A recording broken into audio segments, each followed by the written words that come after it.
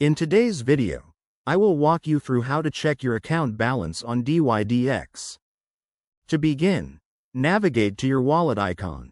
This is where your account information and balances are displayed. Once you're there, you'll see an overview of the assets currently held in your account. Your balance is typically listed by asset, allowing you to view the amount of cryptocurrency you own.